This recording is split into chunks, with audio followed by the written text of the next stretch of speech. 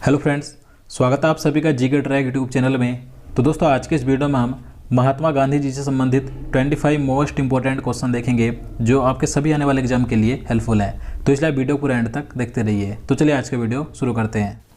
तो दोस्तों, आज का पहला प्रश्न है, महात्मा गांधी जी का जन्म कब हुआ था? तो देखिए, महात्मा गांधी जी का जन्म हुआ था 2 अक्टूबर 1869 को। तो इसका आंसर ऑप्शन बी हो जाएगा। देखिए, महात्मा गांधी जी का जन्म 2 अक्टूबर 1869 को गुजरात के पोरबंदर में हुआ था।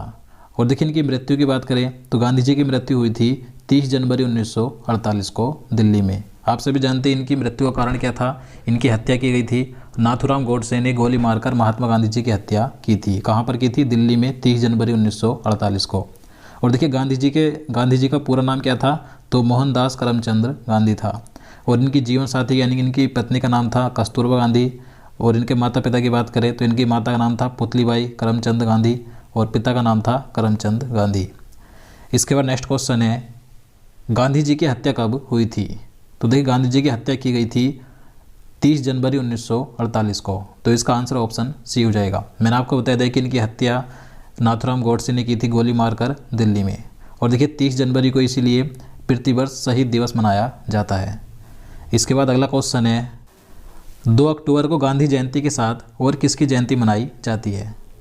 तो देखिए, आप सभी जानते हैं 2 अक्टूबर को गांधी जयंती मनाई जाती है, लेकिन इनके अलावा और किसकी जयंती मनाई जाती है 2 अक्टूबर को? तो इसका राइट आंसर ऑप्शन डी हो जाएगा, लाल बहादुर शास्त्री की। तो देखिए, लाल बहादुर शास्त्री ये भारत के दूसरे प्रधानमंत्री थे। तो इनकी जयंती भी 2 अक्टूबर को मनाई जाती है। देखिए, लाल बहादुर शास्त्री का जन्म 2 अक्टूबर 1904 को वाराणसी के मुगल सराय में हुआ था। क्वेश्चन नंबर 4 है, महात्मा गांधी जी के राजनीतिक गुरु कौन थे? तो दोस्तों, ये क्वेश्चन कई बार एग्जाम में पूछा जा चुका है, तो ये क्वेश्चन महत्वपूर्ण है। तो महात्मा गांधी जी के राजनीतिक गुरु थे गोपाल कृष्ण गोखले। तो इसका आंसर ऑप्शन बी हो जाएगा। और देखिए, इसके अलावा बात करें, अगर आपसे क्वेश्चन पूछा जाए कि गांधी जी के आध्यात्मिक गुरु कौन थे, यानी कि इनके प्रेरणादायक पुरुष कौन थे आध्यात्मिक गुरु, तो गांधी जी के आध्यात्मिक गुरु थे लियो टोल्स्टॉय। तो दोनों याद रखने की, राजनीतिक गुरु थे गोपाल कृष्ण गोखले और इनके आध्यात्मिक गुरु थे लियो टोल्स्टॉय। इसके बाद नेक्स्ट क्वेश्चन है, महात्मा गांधी जी को महात्मा की उपाधि किसने दी थी? तो दोस्तों, गांधी जी को ये जो महात्मा की उपाधि दी गई थी, तो ये किसके द्वारा दी गई थी, किसने दी थी? तो इसका राइट आंसर ऑप्शन ए हो जाएगा, रविंद्रनाथ टैगोर ने। तो देखिए, गांधी जी को महात्मा की उपाधि रविंद्रनाथ टैगोर ने दी थी। अब देखिए, इसके अलावा बात करें, गांधी जी को जो अन्य उपाधियाँ दी गई हैं जहाँ से कई बार एग्जाम में क्वेश्चन पूछे आते हैं, तो देखिए बात करें, गांधी जी को केसर ए हिंद की उपाधि किसने दी थी? तो केसर ए हिंद की उपाधि दी थी ब्रिटिश सरकार ने। इसके अलावा महात्मा की उपाधि रविंद्रनाथ टैगोर ने दी थी चंपारण आंदोलन के दौरान 1917 में। और गांधी जी को बापू किसने कहकर पुकारा था? बापू की उपाधि किसने दी थी? तो ये कहा था जवाहरलाल नेहरू ने। इसके अलावा देखिए, गांधी जी को राष्ट्रपिता किसने कहा था? तो सुभाष चंद्र बोस ने रंगून से कहकर इन्हें राष्ट्रपिता कहकर पुकारा था। इसके अलावा देखिए, गांधी जी को अर्धनग्न फकीर भी कहा गया था, ये उपाधि भी दी गई थी। तो ये उपाधि दी थी ब्रिस्टल चर्चिल एवं फ्रैंक मोरिस ने। और गांधी जी को वन मैन बाउंड्री फोर्स भी कहा गया था, तो ये कहा था लॉर्ड माउंटबेटन ने। तो गांधी जी को ये जो सभी उपाधि दी गई है, ये महत्वपूर्ण है, आपको ये सभी याद रखनी है कि किसने कौन सी उपाधि दी थी। इसके बाद नेक्स्ट क्वेश्चन है, किस कारण से गांधी जी ने केसर ए हिंद की उपाधि छोड़ दी थी? तो दोस्तों, गांधी जी को जो ब्रिटिश सरकार के द्वारा केसर ए हिंद की उपाधि दी गई थी, तो गांधी जी ने ये उपाधि त्याग दी थी, यानी कि छोड़ दी थी। तो ये किस कारण से छोड़ी थी? तो इसका आंसर ऑप्शन ए हो जाएगा, जलियांवाला बाग हत्याकांड के कारण। तो देखिए, 1919 में जो जलियांवाला बाग हत्याकांड हुआ था, तो इसके कारण से गांधी जी ने केसर ए हिंद की उपाधि को त्याग दिया था, यानी कि छोड़ दिया था। इसके बाद क्वेश्चन नंबर 7 है, गांधी जी दक्षिण अफ्रीका कब गए थे? तो देखिए, महात्मा गांधी जी दक्षिण अफ्रीका गए थे 1893 में। तो इसका आंसर ऑप्शन डी हो जाएगा। अब देखिए, महात्मा गांधी जी 1893 में क्यों गए थे? तो ये एक गुजराती व्यापारी का मुकदमा लड़ने के लिए दक्षिण अफ्रीका गए थे। इसके बाद क्वेश्चन नंबर 8 है, गांधी जी दक्षिण अफ्रीका से कब भारत वापस लौटे थे? तो देखिए, ये क्वेश्चन कई बार एग्जाम में पूछा जाता है कि गांधी जी दक्षिण अफ्रीका से वापस भारत कब आए थे, कब लौटे थे? तो इसका आंसर ऑप्शन बी हो जाएगा, 9 जनवरी 1915 को। तो देखिए, 21 वर्ष के बाद गांधी जी दक्षिण अफ्रीका से भारत वापस लौटे थे 9 जनवरी 1915 को। इसलिए 9 जनवरी को भारत में प्रतिवर्ष राष्ट्रीय प्रवासी दिवस मनाया जाता है, तो याद रखना है। इसके बाद अगला क्वेश्चन है, साबरमती आश्रम की स्थापना किसने की थी? तो दोस्तों साबरमती आश्रम की स्थापना की थी महात्मा गांधी जी ने। तो इसका आंसर ऑप्शन डी हो जाएगा। अब देखिए मैं आपको इसके बारे में बता दूं, महात्मा गांधी जी ने सर्वप्रथम सत्याग्रह आश्रम की स्थापना की थी 1915 में अहमदाबाद के कोचरब नामक स्थान पर। तो गांधी जी ने सर्वप्रथम सत्याग्रह आश्रम की स्थापना की 1915 में गुजरात के अहमदाबाद के कोचरब नामक स्थान पर। इसके बाद ये जो सत्याग्रह आश्रम था इसे 1917 में स्थानांतरित किया गया था। इसे स्थानांतरित किया गया था अहमदाबाद के समीप साबरमती नदी के किनारे।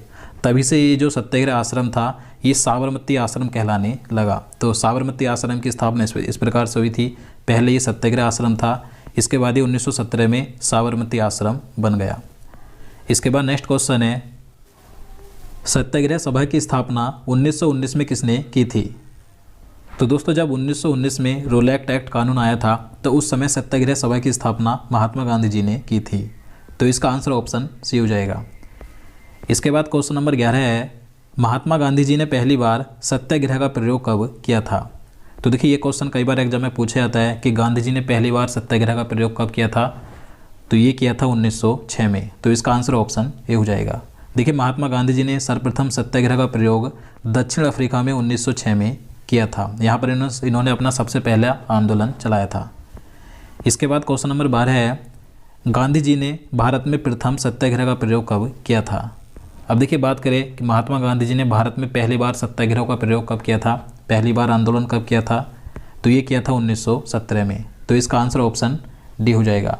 गांधी जी ने 1917 में भारत में पहली बार सत्याग्रह का प्रयोग बिहार के चंपारण में किया था। 1917 में बिहार के चंपारण में जो चंपारण आंदोलन हुआ था, यहाँ पर गांधी जी ने भारत का पहला सत्याग्रह का आंदोलन किया था। अब देखिए इसके बाद बात करें गांधी जी के द्वारा जो प्रमुख आंदोलन चलाए गए थे। तो यहाँ पर सबसे पहले बात करें चंपारण सत्याग्रह की, जो कि 1917 में हुआ था। तो ये गांधी जी के द्वारा चलाया गया भारत में प्रथम आंदोलन था। तो ये आंदोलन हुआ था 1917 में बिहार के चंपारण जिले में। इसके बाद अहमदाबाद मजदूर आंदोलन हुआ था 1918 में। इसके बाद खेड़ा आंदोलन भी 1918 में हुआ था गुजरात के खेड़ा में। इसके बाद देखिए रोलैक्ट एक्ट आया था जिसे कि काला कानून कहा जाता है। तो ये 1919 में हुआ था। इसके बाद गांधी जी ने असहयोग आंदोलन चलाया था जो 1 अगस्त 1920 को शुरू हुआ था और 12 फरवरी 1922 को समाप्त हुआ था। देखिए असहयोग आंदोलन को गांधी जी ने चोरा चोरी कांड के कारण स्थगित कर दिया था। इसके बाद गांधी जी ने सविनय अवज्ञा आंदोलन चलाया था जो कि 1930 से 1931 तक चला था। और इसी दौरान सविनय अवज्ञा आंदोलन के दौरान गांधी जी ने नमक सत्याग्रह चलाया था 12 मार्च 1930 से 6 अप्रैल 1930 तक। देखिए इस नमक सत्याग्रह में गांधी जी ने साबरमती आश्रम से डांडी गांव तक 24 दिनों की पैदल यात्रा का मार्च निकाला था। इसके बाद गांधी जी ने एक दलित आंदोलन चलाया था जो कि 1933 में चलाया था। तो ये आंदोलन छुआछूत विरोधी आंदोलन था। इसके बाद गांधी जी ने सबसे महत्वपूर्ण आंदोलन चलाया था जो कि भारत छोड़ो आंदोलन था, जो कि भारत की स्वतंत्रता के लिए चलाया गया था। तो भारत छोड़ो आंदोलन की शुरुआत हुई थी 8 अगस्त 1942 को। तो इसी आंदोलन के दौरान गांधी जी ने करो या मरो का नारा भी दिया था। तो ये सही पॉइंट याद रखने महत्वपूर्ण है। इसके बाद क्वेश्चन नंबर 13 है, करो या मरो का नारा किसने दिया था? तो दोस्तों करो या मरो का नारा महात्मा गांधी जी ने भारत छोड़ो आंदोलन के दौरान दिया था 1942 में। तो इसका आंसर ऑप्शन ए हो जाएगा। इसके बाद नेक्स्ट क्वेश्चन है, दक्षिण अफ्रीका में गांधी जी द्वारा शुरू किए गए साप्ताहिक का क्या नाम था? तो इसका राइट आंसर ऑप्शन सी हो जाएगा, इंडियन ओपिनियन। तो देखिए महात्मा गांधी जी ने दक्षिण अफ्रीका में एक साप्ताहिक समाचार पत्र निकाला था जिसका नाम था इंडियन ओपिनियन। अब देखिए इसकी बात करें, इंडियन ओपिनियन ये महात्मा गांधी जी के द्वारा 1904 में शुरू किया गया था जो कि दक्षिण अफ्रीका में चलाया गया था। तो ये एक समाचार पत्र था। देखिए इसके प्रथम संपादक कौन थे? तो मनसुख लाल नजर थे। तो याद रखना है। इसके बाद क्वेश्चन नंबर 15 है, हिंद स्वराज पुस्तक के लेखक कौन है? तो देखिए हिंद स्वराज पुस्तक के लेखक हैं महात्मा गांधी। तो इसका आंसर ऑप्शन डी हो जाएगा। देखिए ये जो बुक है हिंद स्वराज, तो ये 1919 में लिखी गई थी महात्मा गांधी जी के द्वारा गुजराती भाषा में। इसके बाद अगला क्वेश्चन है, महात्मा गांधी जी की आत्मकथा का क्या नाम है? तो दोस्तों गांधी जी ने स्वयं अपनी आत्मकथा लिखी थी जिसमें इन्होंने अपने जीवन के बारे में लिखा था। तो इनकी आत्मकथा का नाम है सत्य के प्रयोग। तो इसका आंसर ऑप्शन डी हो जाएगा। देखिए गांधी जी ने इस सत्य के प्रयोग यानी कि अपनी आत्मकथा को गुजराती भाषा में लिखा था। इसके बाद देखिए इस आत्मकथा को कई लेखकों ने हिंदी में अनुवाद किया है, लेकिन गांधी जी ने इसे गुजराती भाषा में लिखा था। तो गांधी जी की आत्मकथा का क्या नाम है? सत्य के प्रयोग। इसके बाद क्वेश्चन नंबर 17 है, यंग इंडिया जो कि एक साप्ताहिक पत्रिका थी, तो इसके लेखक कौन है? तो इसका आंसर ऑप्शन डी हो जाएगा, महात्मा गांधी।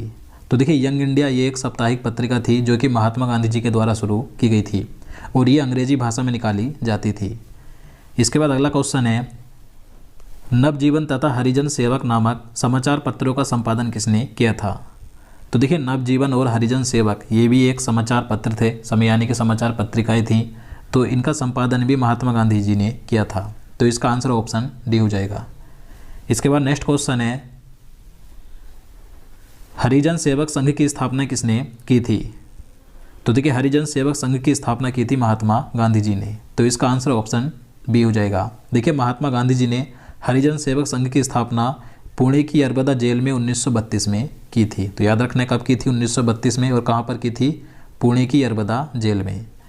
इसके बाद अगला क्वेश्चन है, गांधी इरविन समझौता कब हुआ था? तो दोस्तों, मोस्ट इंपॉर्टेंट क्वेश्चन है, ये क्वेश्चन कई बार एग्जाम में पूछा जा चुका है। तो गांधी इरविन समझौता हुआ था 5 मार्च 1931 को। तो इसका आंसर ऑप्शन सी हो जाएगा। अब देखिए, ये समझौता किसके बीच हुआ था? तो ये भी एग्जाम में पूछा जाता है। तो ये समझौता हुआ था महात्मा गांधी जी और वायसराय लॉर्ड इरविन के बीच में। तो गांधी इरविन समझौता 5 मार्च 1931 को महात्मा गांधी जी और लॉर्ड इरविन के बीच हुआ था। और देखिए, इस गांधी इरविन समझौते को दिल्ली पैक्ट के नाम से भी जाना जाता है, तो याद रखना है। इसके बाद अगला क्वेश्चन है, किस एकमात्र कांग्रेस के अधिवेशन की अध्यक्षता गांधी जी ने की थी? तो देखिए, गांधी जी ने सिर्फ एकमात्र कांग्रेस के अधिवेशन की अध्यक्षता की थी, तो वो कौन सा अधिवेशन था?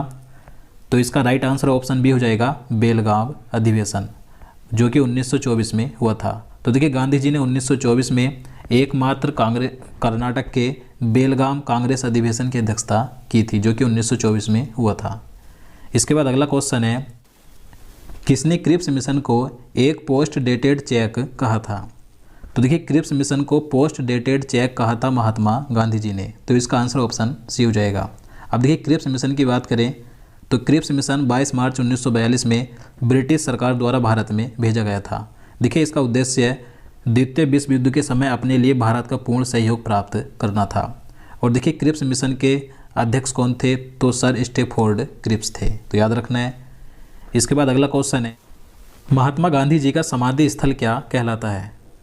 तो दोस्तों, महात्मा गांधी जी के समाधि स्थल को कहा जाता है राजघाट, जो कि दिल्ली में है। तो इसका आंसर ऑप्शन डी हो जाएगा। देखिए, बात करें शांतिवन की, तो शांतिवन ये पंडित जवाहरलाल नेहरू का समाधि स्थल है। शक्ति स्थल ये इंदिरा गांधी का समाधि स्थल है। और विजय घाट ये लाल बहादुर शास्त्री का समाधि स्थल है, तो याद रखना है। तो दोस्तों, आज के लिए इतना ही। अब चलिए आज के क्वेश्चन देख लेते हैं, जिसका आंसर आपको नीचे कमेंट बॉक्स में बताना है।